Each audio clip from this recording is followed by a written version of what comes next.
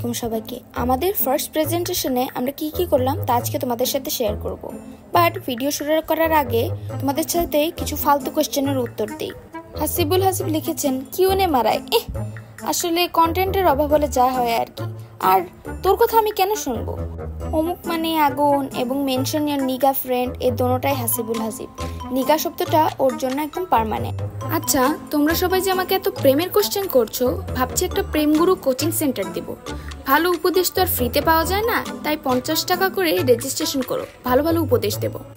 এইসব প্রশ্নের উত্তরে আমি বলতে চাই, কোচ কখনো মাঠে নেমে খেলোয়াড়দের সাথে খেলে না, সে খেলোয়াড়দের ট্রেন দেয় আর খেলা শেখায়।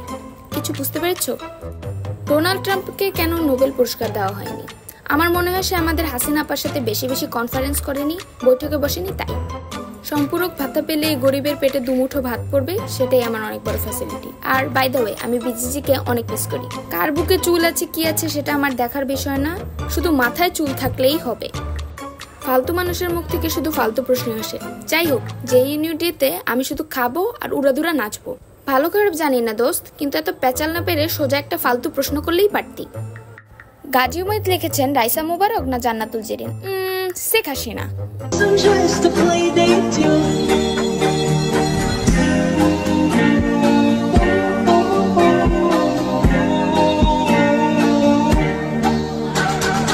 যাই হোক, বহুত ফালতু বকেছি। সেখানে গিয়ে সাজগুজ করে ঢং করা শুরু করলাম, কিন্তু সবাই দেখছি পড়ছে আর এখানে আমরা ভণ্ডামি করছি। যাই হোক, আমার বাড়ি আমার সাথে ভণ্ডামিতে ব্যস্ত। এদের দেখে মনে হচ্ছিল এদের আসল প্রেজেন্টেশন, সবাই খালি পড়ছে আর পড়ছে। আর আমাদের দেখে মনে হচ্ছিল আমরা ফ্যান্সি ড্রেস কম্পিটিশনে এসেছি। এটা যেমন খুশি তেমন সাজ, নট প্রেজেন্টেশন। আরেক দল তো ল্যাপটপ নিয়ে রীতিমতো পারাপারি শুরু করেছিল। যাই হোক, ওদের দেখে খুব ভয় পেয়েছিলাম যে প্রেজেন্টেশনে জানি কি না কি হবে। পরে আমার বাকি বন্ধু বান্ধবরাও সংসেজে চলে এসেছিল। পরে সাহস পেয়ে গেলাম যে না, ভণ্ড শুধু আমি একলাই না, অনেকেই ভণ্ডামি শিখেছে।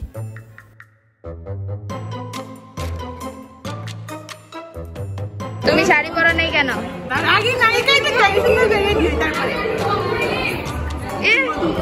আমি এটা দিয়ে দিব।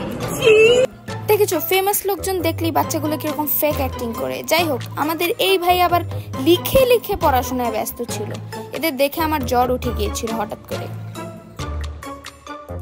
আর এই হলো আমাদের তিথি আপা, দ্য হ্যাপি কিডো। দেখেন কি চাঁদের হাসি দিচ্ছে। নিজেকে ভিডিও করার চেষ্টা করছিলাম, যার মাঝখানে আবার একটা সুন্দরী চলে এসেছে। পরে আমরা একটু ঢং করছিলাম যে আমরা বিশ্ব জয় করে ফেলেছি প্রেজেন্টেশন দিয়ে, কোনো লাভ হয়নি, গোল্লাই মেরেছিলাম। ভাইকে এত চুপচাপ আর মনোযোগী আমি জীবনের প্রথমবার দেখেছি, কারণ সারা ক্লাস জুড়ে আমরা খালি ভণ্ডামি করি, সবাই ব্যস্ত, পড়াশোনা করে ফাটিয়ে দিচ্ছে।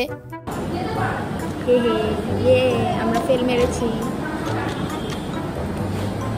খুব গর্বের সাথে ফেল মেরে নিজেদের প্রেজেন্টেশনের 12টা বাজিয়ে আমরা সকলেই খুবই হ্যাপি, কারণ আমরা এখন ছবি তুলতে পারবো, কারণ আগে তো আমাদের ছবি তুলতে দেওয়া হয়নি।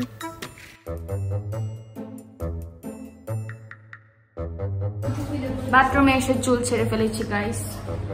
এখন আর প্রেজেন্টেশন মুডে নেই আমরা, আবার ঢং মুডে আছি। এরপর আমরা সবাই ছবি তুলতে চলে আসি, আর ছবি তুলছি তো তুলছি আর তুলছি, ছবিই চলছে।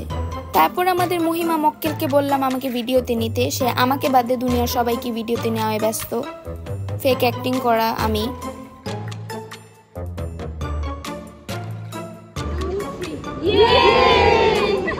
এমন ভাবে বলেছি যেন প্রেজেন্টেশন একদম ফাটিয়ে দিয়েছি, প্রেজেন্টেশন করে উদ্ধার করে ফেলেছি। তারপর জগন্নাথের পোগোজে আর কত ছবি তুলবো, তাই নতুন ছবি তোলার জন্য আমরা লালকুঠিতে চলে যাই।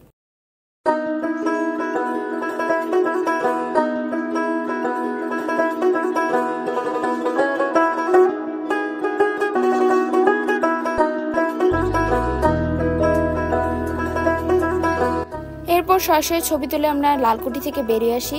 আর প্রেজেন্টেশনের ব্লগটা আজকে এই পর্যন্তই। দেখা হচ্ছে পরের কোনো ভিডিওতে। প্রেজেন্টেশন